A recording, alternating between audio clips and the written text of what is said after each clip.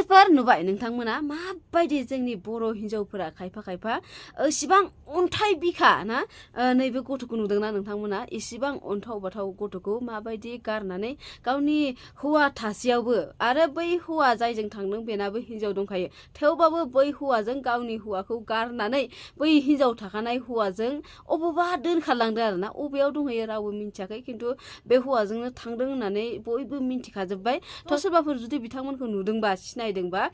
बे हौवानो खिन्थाहरनो खावलायदों आरोना बिनि हौवाया गावनि देहानि गांनाय उखैनायखौ सुफुंनो थाखाय आरो गावनि देहाखौ सोलेरखौ आराम लानो थाखाय गावनि फिसाजो असेखौ गारनानै बियो गुबुन हाबा जाखानाय हौवाजों ब्लड दोनखारलांदों आरोना बे उन्दै हिन्जावसाया गावनि बिमाखौ नागिरनानै गाबदों नाथाय बिमा नागिरनानै गाबना मोदै हुगारनाय उन्दै फिसाजोनि मोदैया बेसेबां गाबखांहोनो हागोन हिन्जाव गोनांखा हौवानि थाखाय बोदोर जानानै गावनि न'खौ नागारलांनो हानाय रथिमा बसुमतारीनि गोसोखौ बियो जाबाय रथिमा बसुमतारीनि फिसाय सुनिल बसुमतारी बिसि खारजानानै दुखुआव मोदै हुगारदों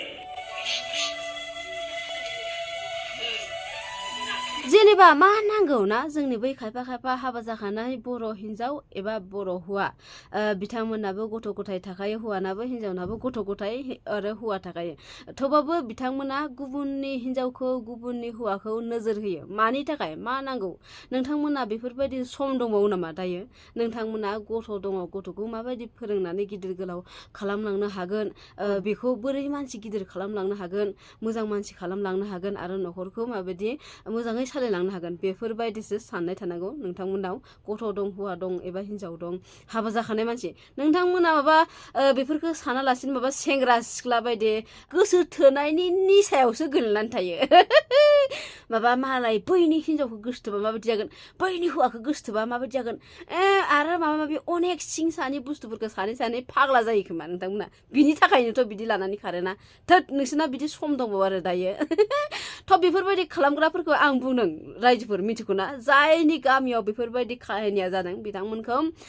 जुदि बेफोरबायदि जानायखौ होबथानो लुगैथारबायबा माथो जेसेबांखि भिडिअ बानायबाबो जेसेबांखि ससियेल मिडियाआव हगारनाबाबो लाजिया बिथांमोना बारानिफ्राय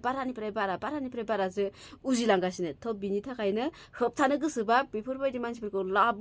लाबोनानै लंथं खुनानै दिरुं खानानै लामा लाबथिंबाय था बिदि खालामबासो बन्द' जासिगोन मिथिगौना लाजिनानै नङाबाथ'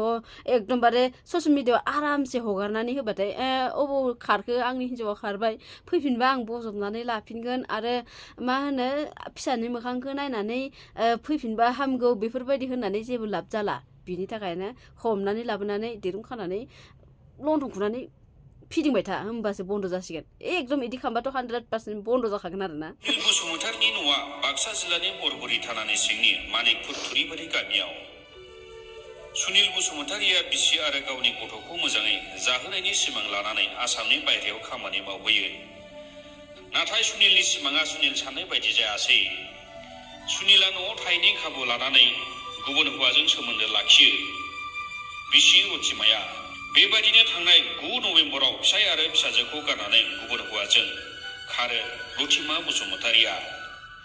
उन्दै बैसोनि फिसाजोखौ लानानै जोबोद जेंनायाव गोग्लैनाय सुनिल बसुमतारीया दा बिसि रथिमा बसुमतारीखौ न'आव फैफिननायखौ हास्थायदों रथिमा बसुमतारीखौ सोरबाफोर नुसनबायदोंब्ला 9840933439 मबाइल नम्बराव कल खालामनानै खिन्थाहरनो खावलायदों दुखुथिया फिसाय सुनिल बसुमतारीया सुनिबार 9 तारिख रथिमा बसुमतारी सोरजोंबा खारखोमालांनो माने बे हाथायाव थांनो ओंखारलांदोंमोन बिनिफ्राय फैयाखै खोनानायाव खोनादों दा माबानि दारागावनि अनसुमा नार्जारिजों दङ होननानै बिसोरनि न'खरजों माने आं हिन्जावनाव सोंहरदोंमोन अनसुमा नार्जारिनि हिन्जावनाव खोनाबाय नोंथांमोना जाय लानानै खारदों बेनाबो हिन्जाव दंखायोनो आरो बिनि नामा अनसुमा नार्जारिनो बिनि हौवायानो 100% बुंखादों बेजों लानानै खारबाय बिनि थाखायनो सोरबाफोर जुदि सिनायोबा बेनो खिथाहरनो थाखाय खावलायदों आरोना बिनि फन नाम्बारखौ होखाबाय नोंथांमोना खोनाबाय जानो हाखागौ दा दङ सानैजों दङ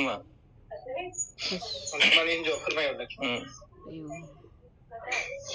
आंबोथ' न'आव गैयामोन आंबो नै थांनाय बुधबारैसो न'आव मोनफैदों आं तामिलनाडुआवसो दंमोन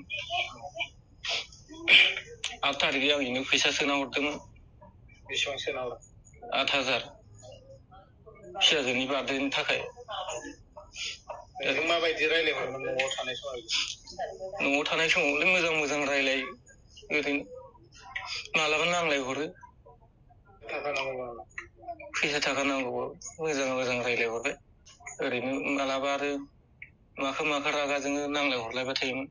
बेयावनो आं मोनसे खोथा होनो आरोना, जाय मानसिफ्रा हौवाखौ सैया खालामो एबा आरो फैसा मोननोसै समावल' गोदो रायलायो, थ' बिथांमोननिया गोसोथोनाय थाखायो, 100% थाखायो। गोसोथोनाय थानायखायनोथ' गावनि अरिजिनेल हौवाजों सैया सुखुवा खालामो, फन हरबाबो रागा जोङो। बिनि थाखायनोथ' रायलायनो बानानै नांलायो आरोना, बेखौ बुजिना लाबानो जाबाय। सोरबाफोर जुदि गोजानाव दंहैयो हिनजाव गारि नोंथांमोनाबो एसे बुजिबानो जाबाय आरोना बे भिडिअखौ नायनानै। बुंनो माने गाव आं नागिरा नङा नागिरगासिनोसो न'सिम फैफिननांगौ। आं मुगैया मुजोबाबो लागोन दा न'सिम फैबा आरो फिसाजोनि मोखांखौ नायनानै फैफिननांगौमोन आरो फिसाजोआ आरो बिमा नांगौना, बिमा गारनो हानाय जायाखैना फिसाजोआ नागिरबाय थायो सानफ्रामबो। थ' लोगोफोर, फिसाजोआ बिमा गारनो हानाय जायाखै होनदों आरोना। बिमाखौ जों रावबो थैजासिम गारनो हाया, मिथिगौना? जों सानो नांगौबा जोङो थैलांग्रोथों, जोंनि बिमा बिफाया जेबो दाजाथों, जोङो जोंनि बिमा बिफाखौ माबा मोनसे जानायखौ बोरै नायनानै सहायनो हानो, बिदिसो सानो आरोना। जोंनि थाखायनो जों फिसाफोराना जेसेबांखि बुरैजासे बोरायजासेबाबो जों बिमा बिफाखौ जिबनाव गारनो हाया आरोना। बिनि थाखायनो बे फिसाजोआ बिराद गाबगासिनो होनदों आरोना, बिमाखौ हास्थायगासिनो, गारनो हायाखै होनदों। गारनो हाखाया, जेसेबांखि गिदिर जा उन्दै जा, गावनि बिमाखौ गाज्रि जाबाबो मोजां जाबाबो गारनो हाखाया। थ' लोगोफोर, भिडिअखौ शेयार खालामना होबानो जाबाय। दिनैनि भिडिअ एसेनोसैमोन। नोंथांमोना नायनानै मोजां मोनदोंबाथाय लाइक, कमेन्ट, शेयार खालाम आरो चेनेलाव गोदान नायदोंबाथाय साबस्क्राइब खालामना होबानो जाबाय। थ' भिडिअखौ जोबजासिम नायनायनि थाखाय गोजोननाय थाबाय। थ' बाय लोगोफोर।